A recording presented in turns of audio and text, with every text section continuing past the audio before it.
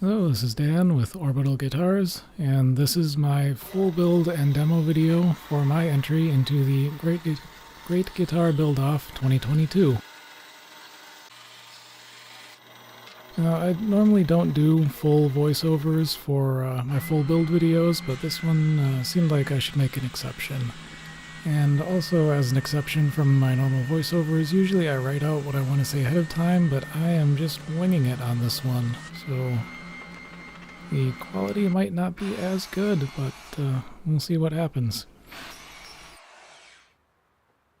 Yeah, so here I'm working on the fretboard. It's a piece of Bocote, or Bocote, I'm not sure which way you're supposed to pronounce that.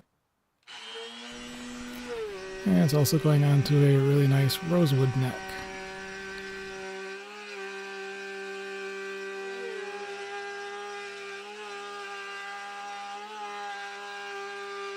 So for the wood choices, I knew I wanted to use a rosewood neck, and I found this piece of rosewood, and it was big enough to make two full necks out of, so it seemed like a pretty good idea to go ahead and pick that up.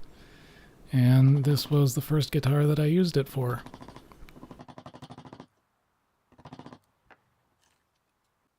When it came to figuring out what I was going to build for the Great Guitar Build-Off 2022, well, I knew I was going to use the bit of walnut burl that we'll see a bit later in the video. And I figured the walnut neck was going to go really nicely with that. I hadn't really decided what to use for the body at this point. And I was also trying to figure out what to use for the fretboard. And just looking through the wood that I had on my shelves, I found that piece of Bocote. That's how I'm going to pronounce it from now on. Yeah, I found that on my shelf. It was something I had come across at, a hardware store, and just picked it up there off the shelf and thought, that's a neat piece of wood. I'll probably figure out something to do with that eventually. And here we are. Of course, like I said, I was going to make two necks out of this rosewood blank, so cutting one and then the other. Kind of the hardest part was just making sure that I didn't cut either one of them too big and not have enough left over for the second neck.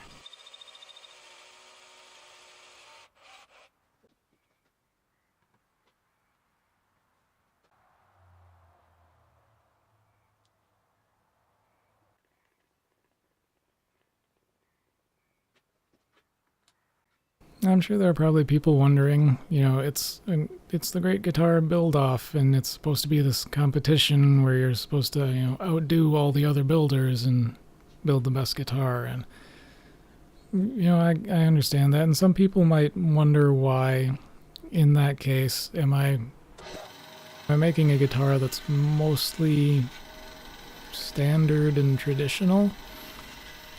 And in my case, a lot of that had to do with what category I entered, and that was the professional category. One of the caveats of the professional category is that the guitar has to be raffled off at the end of it. And if there's one thing I've noticed, it's this odd, kind of counterintuitive dichotomy of being a guitar builder on YouTube. If you're trying to sell the guitars that you make, you pretty much end up making really traditional guitars. People buy tellies. But if you want to get views on your channel, you have to make the craziest, most experimental thing that nobody's ever seen before. But nobody really wants to buy or own those weird experimental guitars. Or if they do, it's very unusual, and they're almost impossible to actually sell. But that's sort of the reasoning that I was following when I came to the decision to make a more traditional guitar for my entry into this category in particular, because, if somebody's going to win the raffle, I want them to get a guitar that they would actually want to own, not some weird thing that they don't know what to do with. I've seen some discourse around the competition, I think it was the second year, of people saying you should try to make an instrument that pushes the medium forward and reinvents the wheel. And there's only so many ways you can reinvent a wheel before it's not even a wheel anymore, if you know what I mean. I don't know much about making pickups. I can't really make an experimental pickup that nobody but me would actually know how to use. I'm not going to try and make a bridge from scratch that might or might not work. So basically I decided to focus on making the highest quality instrument I could, but also trying to give that guitar some unique features. Which in the case of this fretboard is a really very active piece of Bocote. It had very interesting wood grain all over it.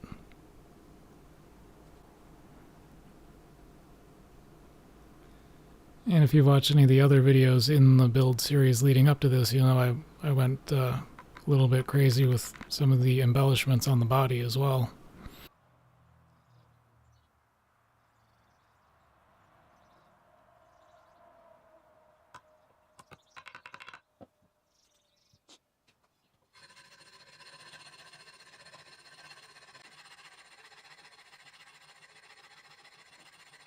And I did say, you know, making things more traditional is better for trying to sell your instruments, but you know, I didn't end up making a telly for this competition. I had to have more originality than that. Which, there's nothing wrong with making tellies, but you know, if I'm going to try and call this my own thing and you know, all of that, I didn't want to make something that was somebody else's design.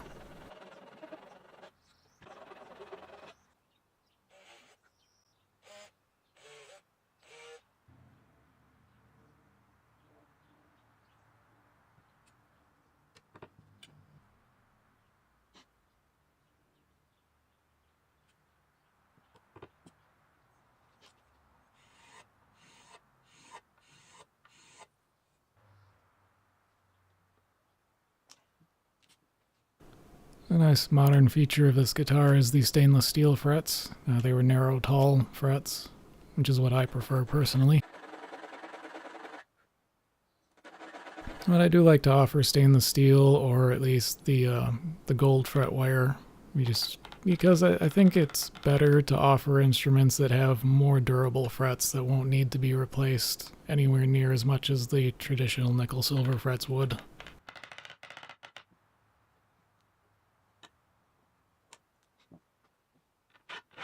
You know, unfortunately that makes more work for me on my end, but and I suppose some people might wonder, why did I go with stainless steel frets on this guitar instead of gold fret wire when all of the other hardware on the guitar is gold? And honestly, it came down to appearances, really. I compared the look of stainless steel and gold next to the fretboard wood, and the gold wire it didn't look very good, so I went with the stainless steel instead.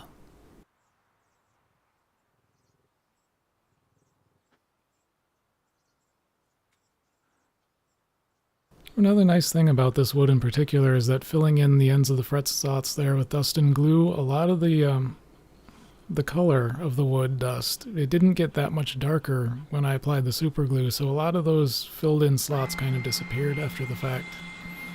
Which normally you'd only get that lucky on something like an ebony fretboard where, you know, the wood is black and the dust with glue in it is also black. Right here I like doing this little cutaway design, whatever you want to call it, at the bottom end of the fretboard. I think it looks a little bit better than just having the end of the fretboard cut off straight or just slightly rounded over. It looks more like an intentional design than, hey, there was this bit of wood left over, I guess just round it or something.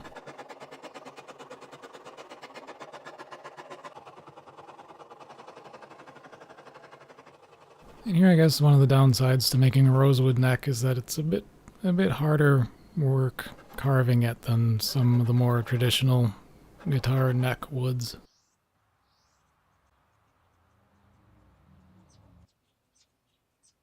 Here using a green Sharpie to mark the tops of the frets, and normally I wouldn't bother going out of my way to use odd colors. I would just use like a black Sharpie, but you know, you use a black Sharpie, you don't realize that once the frets start getting shiny, you can't really see the difference between the black Sharpie mark and a bit of fret that's so shiny it's reflecting a dark corner of the room. And it's fairly important to actually be able to see the difference between the two. And of course, colored Sharpie ink helps with that a lot. And of course, with stainless steel, it's a very involved process when it comes to actually polishing it and getting it nice and smooth and shiny. So you have to use some fairly aggressive tools to actually level stainless steel frets. I have a hard time doing it with leveling beams because the sandpaper just gets dull far too quickly. Then you have to use such aggressive methods to level them that it leaves the frets themselves really rough afterward, and then it's just so much more work getting them smooth. You know, I run through sandpaper, buffing wheels, steel wool, and I end up with some automotive buffing compound, which is actually meant for polishing metal to get the final shine onto these frets.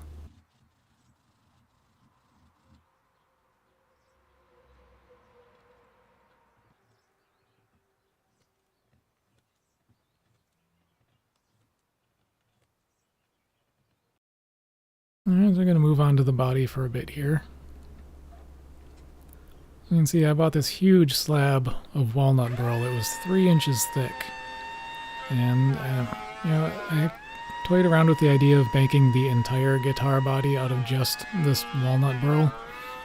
But I decided that was a bit wasteful of such an interesting piece of wood, so what I end up doing is book matching it once to get 2 pieces that are each 1.5 inches thick, and then book matching each of those again to get, you know, 2 sets that were a little bit less than 3/4 of an inch thick.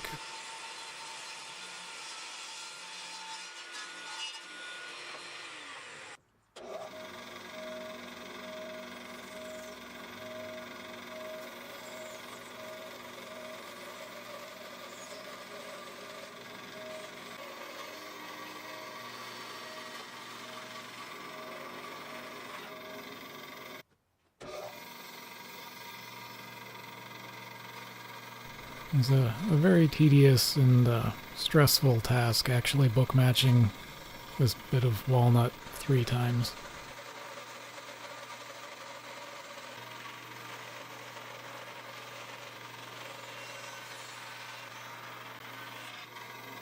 So I mentioned earlier, I knew going into this build that even early on in the planning that I was going to be using this walnut burl.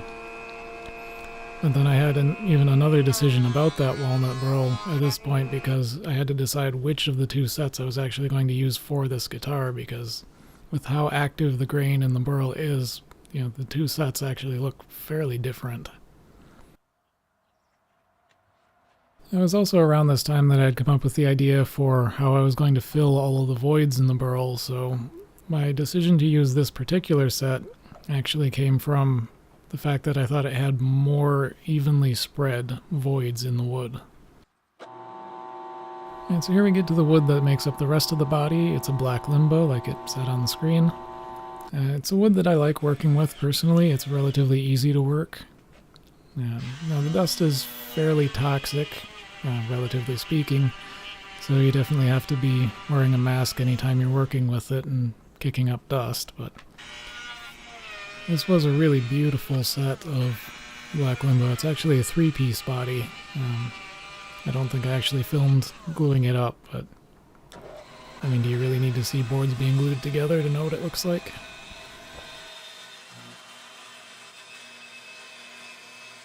As you can see, I routed a channel for the wires. I'm going to put the toggle switch on the upper horn, and then had to run a channel from there to the pickup cavity area, and then from there to the control cavity.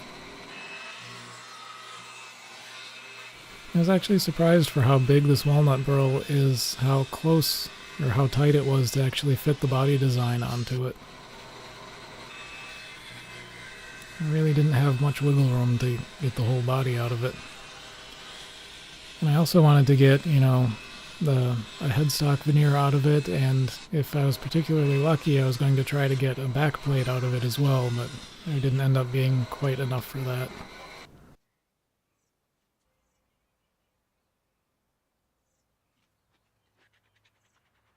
It's here gluing the 2 pieces together. For this one I decided to use a screw to hold down the neck pocket area. It really depends on what I feel like, whether I use a screw to hold it in place or whether I drill a couple holes for locating pins. Now, if I was in a situation where I needed the center line of like the main part of the body and the top to both line up perfectly, I would use multiple locating pins.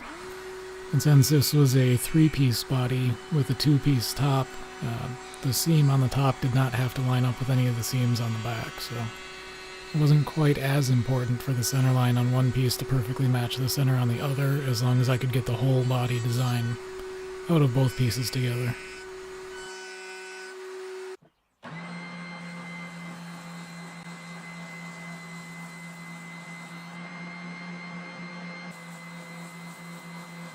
So there, I'd used one of my design templates on a router table to route out the design to roughly its final shape, and then get a little bit closer on a spindle sander and smooth out the edges a bit.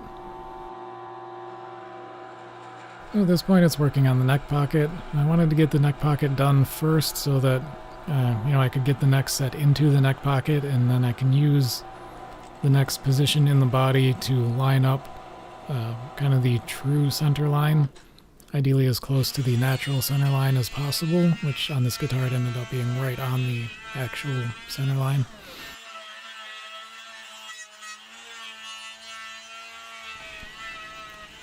But having the neck in there and being able to find the true center line like that, and then also it would allow me to locate the appropriate intonation point for the bridge, so I would know where the bridge would have to go, and that tells me exactly how much room I have to install the pickups.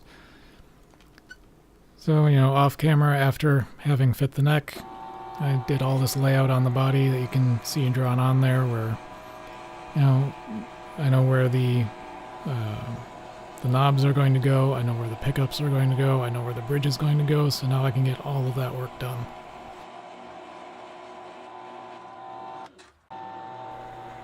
So I also use a Forstner bit on the drill press to remove most of the material from these cavities, and then just using the router to clean up the edges.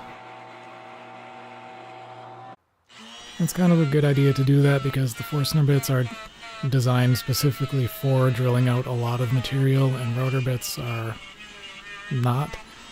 And by doing it this way, you cause a lot less wear and tear on your router bits.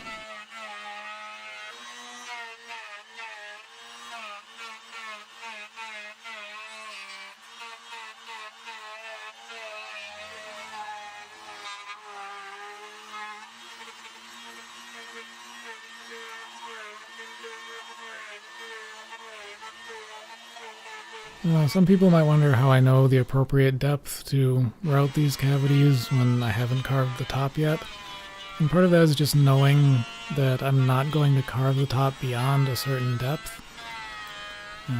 So I know the actual top itself is thicker than it needs to be, like for the length of the shafts on the pots. So I know that as long as I don't route into the walnut on the top when I'm doing the cavities on the back, that it's going to be fine. I'm not going to carve through.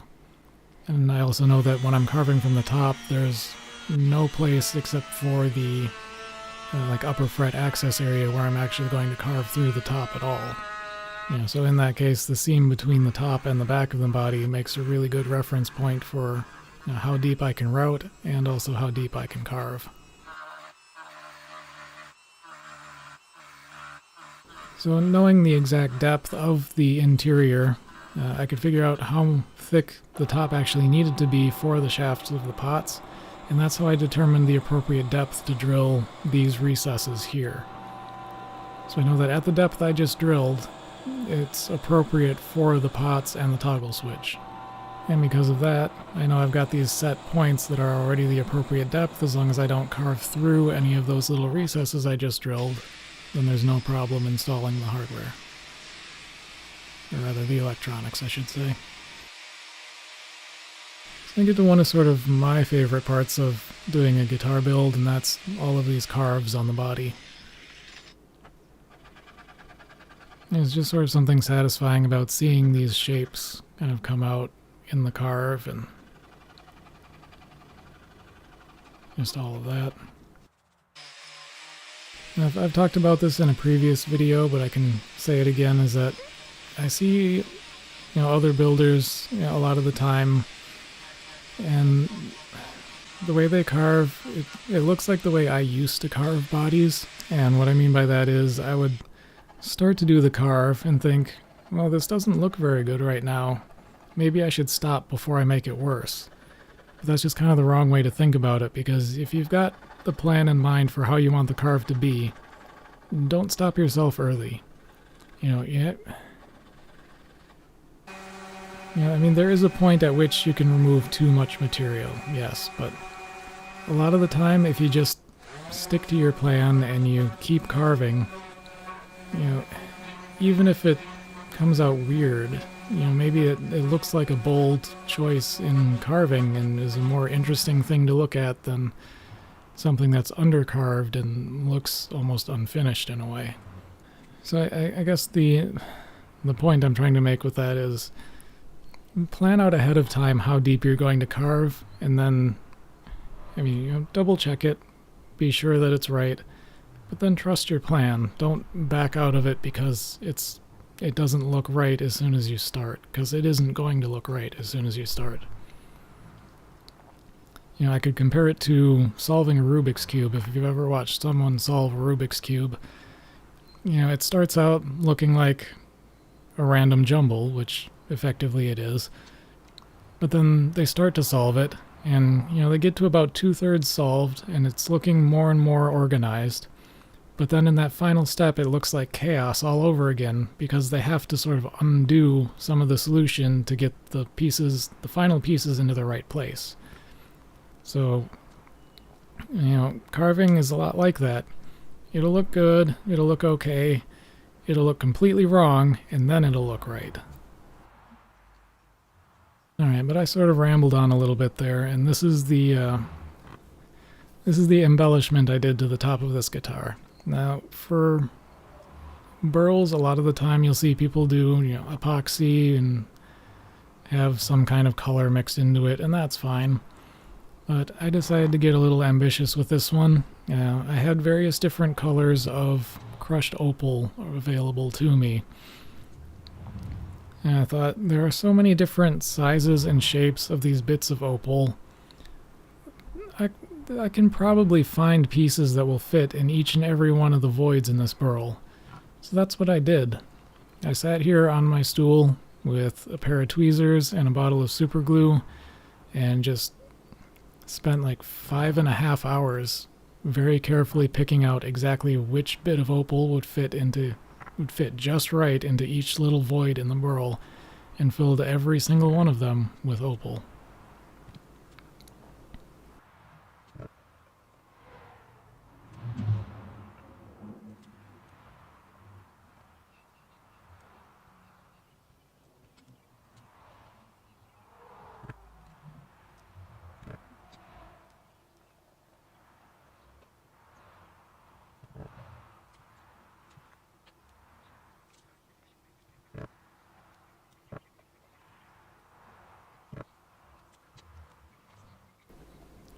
Now some of them, like these next to the neck pocket, I obviously mostly filled with super glue, just because there was no reason to dump that much opal into them when you're really only going to see the top.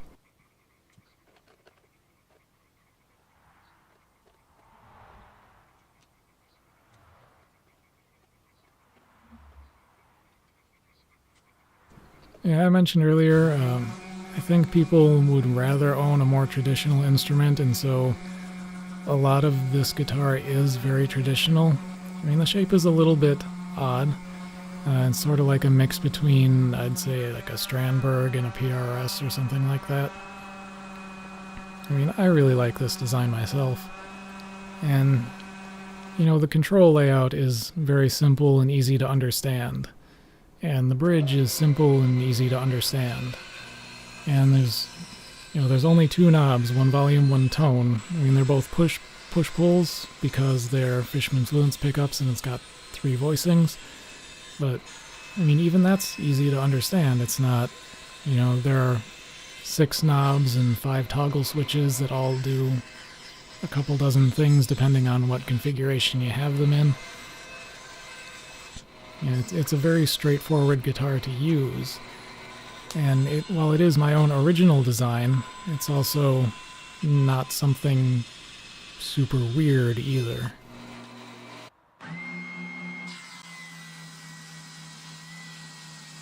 You know, my original idea, like a year ago when I was trying to start figuring out what I was going to do for the competition this year, was, you know, make something like when Ben at Crimson Guitars made Bob. And I did actually make that guitar, just not for this competition. But the thing is, I was thinking back to when Ben made Bob, and part of the deal when he made that is that it was going to be raffled off. But, you know, ever since then, if you see, you know, videos where he was inside Crimson Guitars, you could always see Bob hanging up on the wall. And, you know, I don't know the backstory behind this, but it at least gives me the impression that the person who won it didn't actually want it. And so that's why I scrapped the idea of doing that for my entry into the competition, particularly knowing later on that I was entering this professional category and had to raffle off the guitar. You know, I didn't want to make something that a person who won it didn't actually want. You know, I wanted to make a guitar that a person actually wants to win and wants to own. Here I'm putting on a headstock veneer that's a matching bit of the walnut burl. I always insist on my guitars, at least when they have headstocks, having a matching headstock to the body.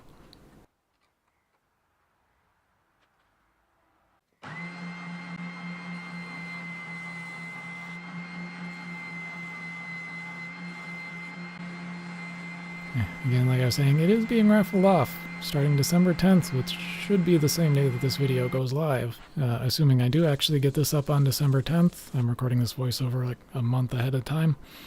If you check the description, the very first thing you see there should be a link to the page where you can enter the raffle.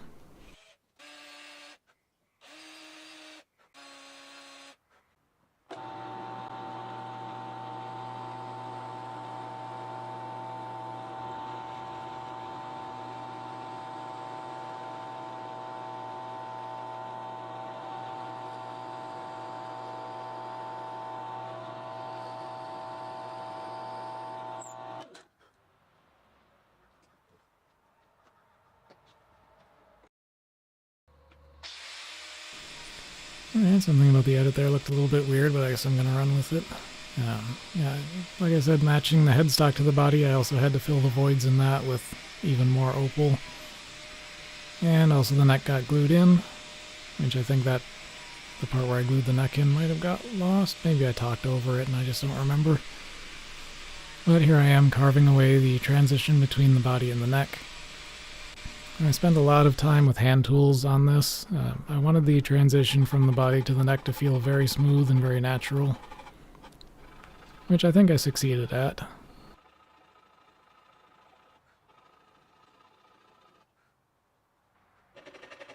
And I also spent this time carving the volute. I know some people question whether or not a volute is actually necessary, particularly on a guitar like this one where the headstock break angle is fairly shallow. I like putting one there anyway. As far as I'm concerned, there's no reason not to have one. And I was rounding over some of these points a little bit. Sure, points look cool and are very metal, but no one actually wants to jab themselves with them. Like I mentioned earlier, this guitar has Fishman Fluence pickups. It's the Devin Townsend signature set, but whenever I put in Fishman pickups, I always want to put in their rechargeable battery pack too. So there I was cutting away a space in the back of the control plate so that the recharge port is accessible from the back of the guitar. And of course there I was just cutting away a bit of that headstock veneer so that the nut has a space to fit into.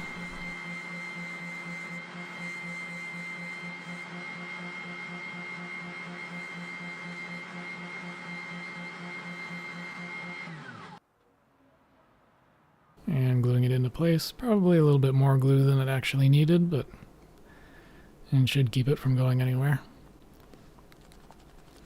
And of course, once it's glued in, taping off the headstock and the fretboard to protect them a bit, and then rounding over all the sharp edges on the nut and then polishing it up. I also spent some time kind of rounding over the edges of the fretboard so that it's nice and comfortable to play.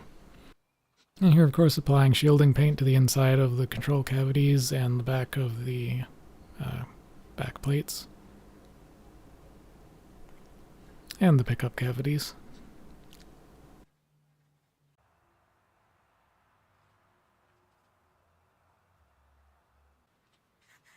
And then we get to the finish. This is just a semi-gloss lacquer, and I'm spraying it on with no grain fill having been done. Now, I did that entirely on purpose. I wanted the grain to be visible even through the finish, and you can still kind of feel the wood grain through the lacquer finish, which I personally like. But it also has the added benefit that the finish doesn't really show fingerprints. You can kind of see there in that nice shot.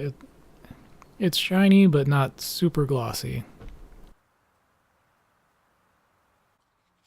And of course, I didn't want to actually lacquer the neck because, it's a rosewood neck. It doesn't need to be lacquered. And realistically, it doesn't need any finish at all, but I like to give it just one coat of oil. It really brings out the color of the wood. And I think it just helps to preserve it that little extra bit. Plus, it still feels like you're playing a bare wood neck. There's great color in it, though. And then also applying a bit of oil to the fretboard, which really brought out that yellowish color in the Bocote.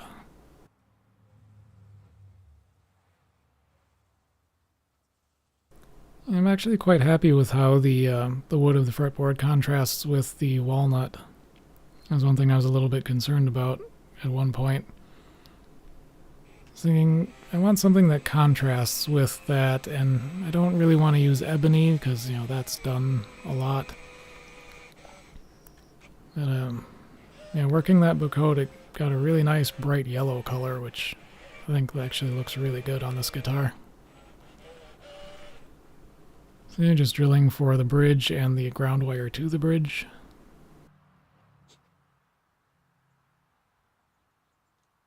And of course, installing the Schaller roller bridge. It's one of my favorite bridges.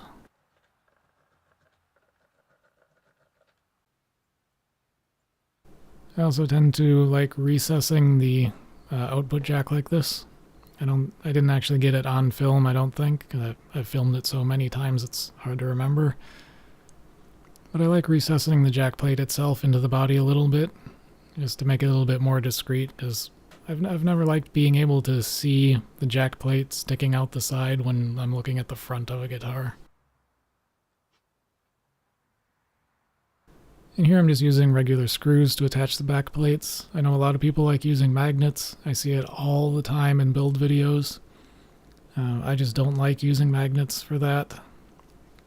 And I always have this paranoid feeling that if I use magnets, then the back plate's going to end up warping, and then the magnets won't line up, and then the back plates will just fall off. And I know that screws work, and I trust them, and I don't think it's really that big of a deal. There's very little reason you'd ever really have to open up the back plate of this guitar. I mean, yes, there's a battery in it, but since it's that rechargeable battery and not just a regular 9-volt, you can recharge the battery without taking off the back plate, so...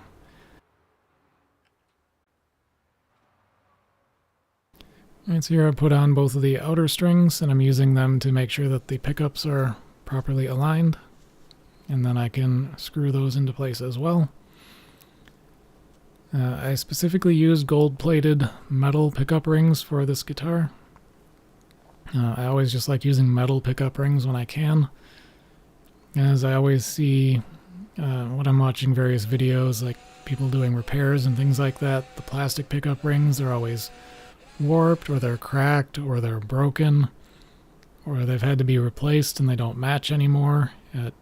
Metal pickup rings, they're not going to warp, they're not going to crack, they're going to work.